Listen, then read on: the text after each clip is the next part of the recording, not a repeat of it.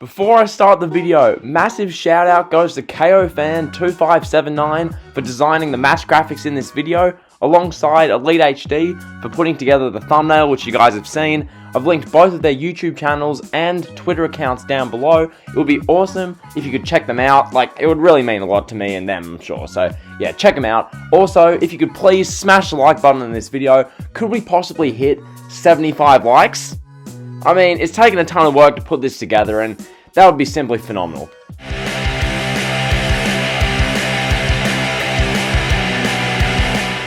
As Tom Phillips reminded us hundreds of times this past year, WrestleMania as an event is too big for just one night.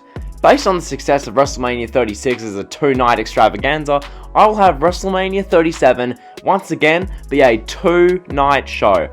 And otherwise, this card I've got would be an 8-hour long singular night show, and no one wants to see that. Also, I haven't done kickoff matches for either night because, quite frankly, no one cares about pre-shows, and I don't want to make this video any longer than it needs to be.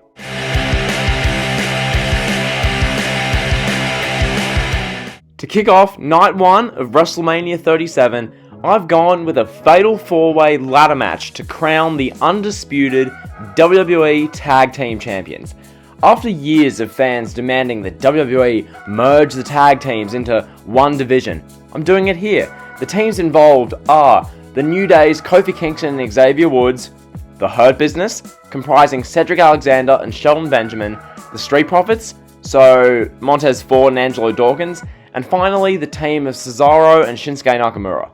The WrestleMania 37 extravaganza would begin with Edge and Christian unveiling the brand new WWE Tag Team Championship belts. These things would be all blinged out and look way better than the current belts, the red and blue penny belts, as well as the old WWE Tag Team Championship penny belts. Okay, these would be beautiful, all blinged out. Once this Edge and Christian cameo is done, the ladder match would get underway. This thing is wild, chaotic. Montez Ford hits a frog splash from the top of a ladder onto a bunch of competitors. Cesaro swings Cedric Alexander repeatedly before flinging him out of the ring and into a ladder. Just plenty of spot monkey type moves. In the end, Angelo Dawkins and Xavier Woods are climbing the ladder. Montez Ford rushes in and pushes over the ladder, leading to the Street Profits having a full-on argument in the ring. This allows for Cedric Alexander to rush his way up the ladder and grab the brand new WWE Tag Team Championship belts. MVP goes crazy in celebration at ringside as the new Tag Team Champions, or Championship belts, are added to his stable. The second match of night 1 of WrestleMania 37 sees the Women's Royal Rumble winner for 2021, Bianca Belair, challenging Sasha Banks for the SmackDown Women's Championship. Belair has been on a crazy run of momentum since her debut, from being the sole survivor in the Women's Survivor Series elimination match, to beating everyone in sight, to winning the Women's Royal Rumble match. Belair is primed for this title match against Sasha Banks. Belair in the match repeatedly, on the lead up to it, repeatedly brings up Sasha's 0-5 WrestleMania record, claiming that Sasha Banks can't win the big one or deliver when it counts. She's all bark, no bite. So this brings us to the match. After a hard-fought 10 to 12 minute match, Sasha Banks makes Bianca Belair submit to a bank statement. The story being that Sasha Banks used all those years of losing the big one at WrestleMania and at title defenses and at pay-per-views and failing when it counts, and using that to summon up what it takes to beat the up-and-coming superstar Bianca Belair. Belair, on the other hand, meanwhile, is better off for the experience as it drives her going forward to really take that next step to superstar level. The third match of night 1 is a World Championship Scramble of sorts, where the winner gets a World Championship match of their choosing. Basically, I'm not going to sugarcoat this. This was just me throwing together all of the men's Raw superstars who didn't have a match on the card, and probably should have had a match. So this is me throwing them all onto the card. The competitors in this one are Braun Strowman, John Morrison, #MoreMorrison, Sheamus, Jeff Hardy, Randy Orton, and The Miz. This is assuming that The Miz cashed in his Money in the Bank contract months prior, and by this point is without any championship. Now, as far as who wins this match, I'm honestly not fussed and I don't really care, so either John Morrison or Jeff Hardy pick up the W. The fourth match of the night sees Bobby Lashley of the Hurt Business defending the United States Championship against Keith Lee. The storyline here is that MVP cuts a number of promos in January, February, and March, ripping into Keith Lee, telling Keith Lee that he was destined to be a star on the main roster, but his main roster career so far has been nothing short of embarrassing. It's been a failure. MVP urges Keith Lee to do what's best for him and join the Hurt Business. However, Keith Lee flat out refuses. Instead, Keith Lee has the goal of proving himself in mind. Keith Lee goes after the United States Champion, Bobby Lashley. This sets up the WrestleMania match between the two, a match which is low-key quite compelling. The match itself goes for about 7 to 10 minutes, nothing too long, as there's no need to have these guys go for like 20 minutes. Keith Lee in the match kicks out of 2 spears from Lashley before nailing a huge spirit bomb on Lashley and pinning the Almighty One clean to become the new United States Champion. Keith Lee wins the United States Championship. After the match, MVP writes something down on a piece of paper and leaves it in the ring for Keith Lee, and then the Hurt Business walks off in defeat as Keith Lee's raising the title in victory. And here we go, into the real big time matches now. So, I would establish WrestleMania 37 as Undertaker's final farewell. And to do that, I would have him wrestle not 1, but 2 cinematic matches, okay? I'm not an idiot. I wouldn't have him wrestle 2 regular matches at one show, considering he's like 60. I wouldn't do that. What I'd be doing is having him on night 1 compete against the man who many have dreamt him to compete against for the better part of 25 years, and that man is named Sting. Night 1 would feature The Undertaker versus Sting in a special cinematic match. I don't know what type of match this would be. It wouldn't be a boneyard match per se. It would be something similar, some kind of gimmicked cinematic match. The story for this one books itself. It's The Undertaker versus Sting, a match that, as I said, is 25 years in the making, and one that would be highly cinematic on the night, to make sure that neither of these two 50-something-year-olds risk any injury or flat out stinking up the joint.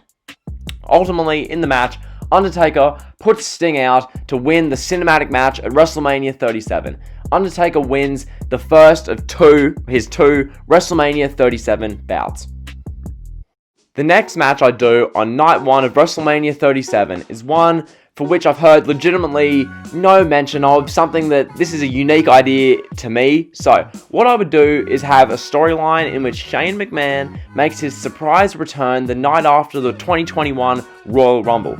Shane would call out NXT, saying that the show has fallen off a cliff because of Triple H. Shane would say that it pains him to watch a WWE show that's ran by someone who's not named Vince McMahon be so terrible. Shane says that he feels a prophecy building, and to complete this prophecy, he must take ownership of NXT, to which Triple H proudly and vehemently defends his black and gold brand. Come WrestleMania 37, this match between Shane McMahon and Triple H for ownership of NXT is pretty decent. The NXT locker room is watching on intently because the fate of the brand's on the line. In the end, both Shane McMahon and Triple H are down. Then, Fall and Pray hits over the speakers. Karrion Kross makes his way down to the ring with Scarlett Bordeaux. Kross lays out both Shane and Triple H. Then, Karrion Kross picks up Shane, dumps him on top of Triple H. The referee counts 1, 2, 3. Shane McMahon takes control of NXT from Triple H. Next up is Big E's WrestleMania 37 match. No, it's not Big E vs Roman Reigns for the Universal Championship.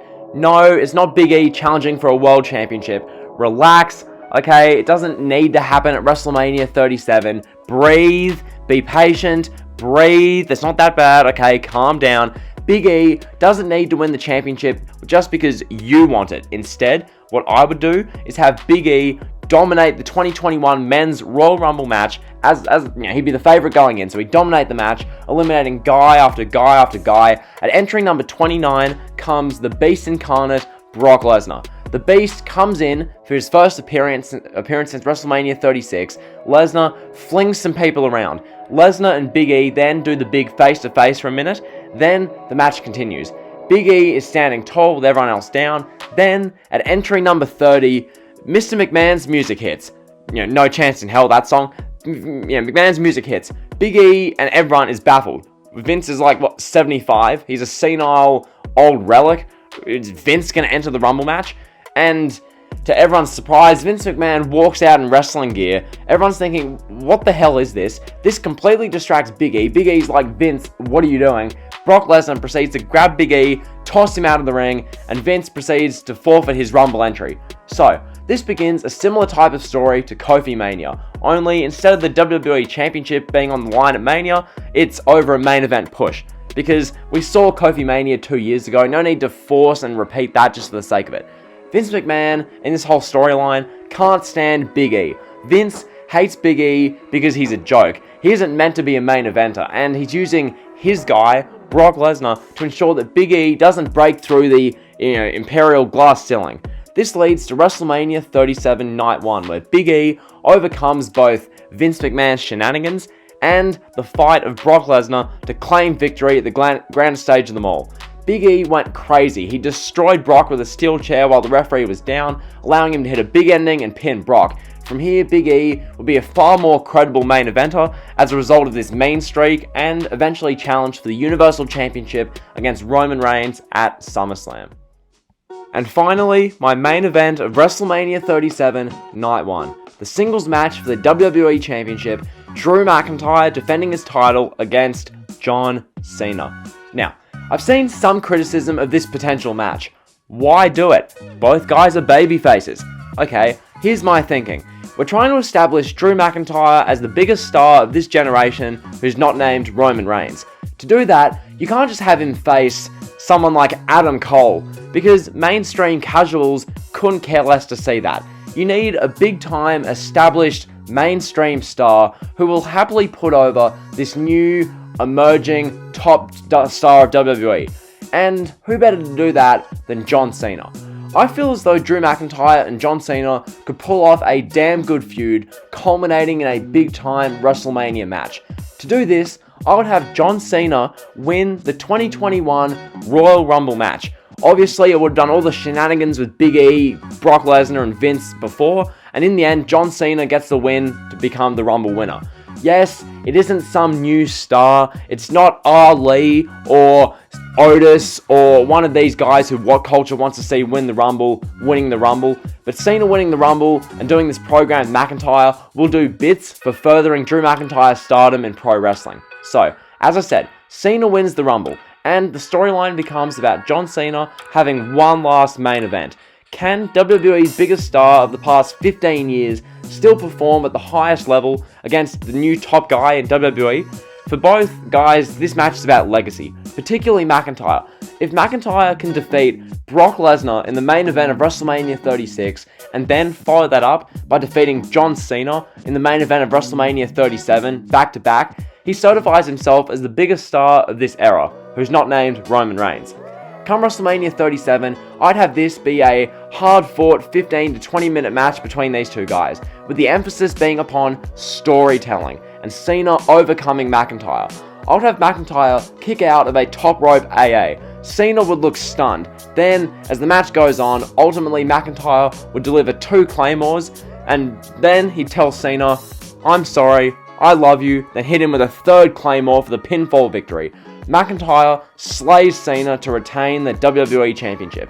After the match, John Cena takes his armband off, leaving it in the ring and emotionally farewelling the WWE audience. So that concludes Night 1 of WrestleMania 37. Undertaker and Sting's dream match finally coming to fruition, Drew McIntyre defeating John Cena in a blockbuster main event, Shane McMahon taking control of NXT, The Hurt Business becoming the unified WWE Tag Team Champions, Big E conquering both the Beast Incarnate Brock Lesnar and Vince McMahon, Keith Lee winning the United States Championship, and much more. And that's only the first half of WrestleMania.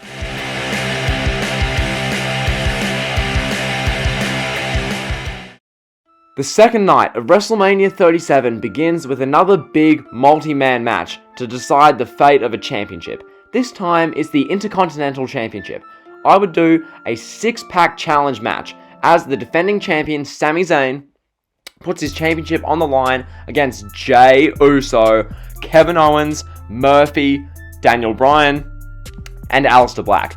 Each of the guys in this match warrants a spot on the WrestleMania card, particularly Jey Uso. There wouldn't be really too much of a story in this match, mainly just each guy having a reason why they should be Intercontinental Champion, and that would sort itself out for a match at WrestleMania.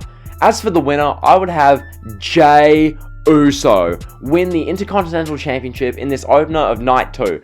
This would greatly benefit the Bloodline story, with Roman Reigns being the Universal Champion, now having Jey Uso as the Intercontinental Champion, and it would make their whole stable look and feel even more dope. The next match of Night 2 is one which many people have proposed for a long time. I would have Rey Mysterio putting his career on the line against his son Dominik. The storyline for this match basically books itself. Following the 32-month-long storyline with Seth Rollins, Rey Mysterio finds himself broken down, drained, really at the end of his tether. Dominik, it has segments checking on his father. Rey is clearly out of it. Dominik wants to check whether Rey's okay or not. This culminates with Rey Mysterio putting his career on the line against Dominik at WrestleMania 37.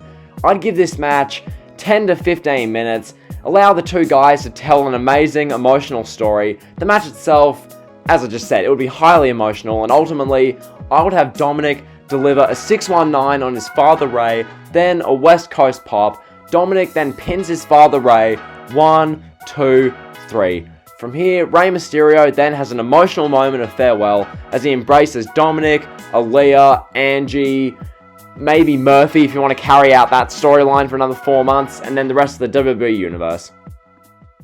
How do you follow up that highly emotional match and moment with Rey Mysterio? By giving the fans a bathroom break. So, here I would do AJ Styles versus Adam Cole versus Finn Balor in a triple threat match. Oh, that'll piss off wrestling Twitter, but as I come down from that emotional hype of the Mysterios, I would have this triple threat match between the club. I do this here because the in-ring, work rate loving smart fans don't really care as much about the emotional investment side of wrestling, which most mainstream fans do. They just want to see great matches, and accordingly I'm placing it here because I can do what I want, it's my card. So, this match between AJ, Cole, and Balor would be a damn good in-ring match. I don't really care how long this match goes for. Ideally no longer than 15 minutes, because we don't want to bore the fans too much. In the end, this match culminates with Adam Cole pinning Finn Balor. This win would put over Adam Cole pretty well, and allow for all three guys to get on the WrestleMania 37 card in a somewhat meaningful fashion. For the fourth match of Night 2 at WrestleMania 37, I would have a true dream match. A match which has been talked about and hyped for many years. And that match is Edge versus Seth Rollins. The storyline with this one would begin with Edge making his return to WWE to cut a promo. This promo gets interrupted by Seth Rollins. Rollins has heard enough from inferiors his whole career about how he's just a B-Tech Edge, that he'll never be as great as Edge. He'll never be better than Edge. Rollins is determined to end Edge's career once and for all. Meanwhile, Edge is trying to prove that he can beat Rollins, that the 2020 comeback wasn't the best he had, and that he has more to give following his recent surgery. So, come WrestleMania 37, Night 2, we get a 25-minute war between Edge and Seth Rollins.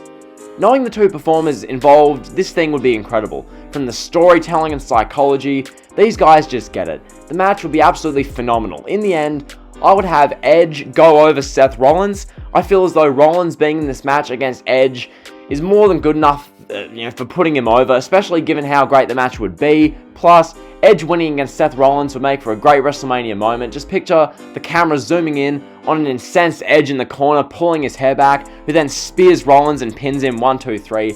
Edge goes over Seth Rollins in what I'd argue would be match of the weekend at WrestleMania 37. To follow up Edge vs Seth Rollins, I would do the Women's Tag Team Championship match. You might be asking, wait, isn't this supposed to be the bathroom break match because this is the women's tag titles?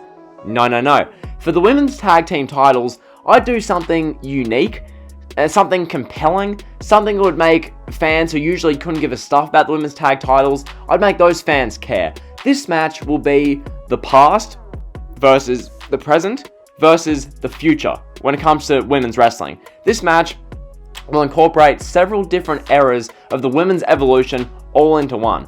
The first team is Trish Stratus and Lita. The second team is the Bella Twins.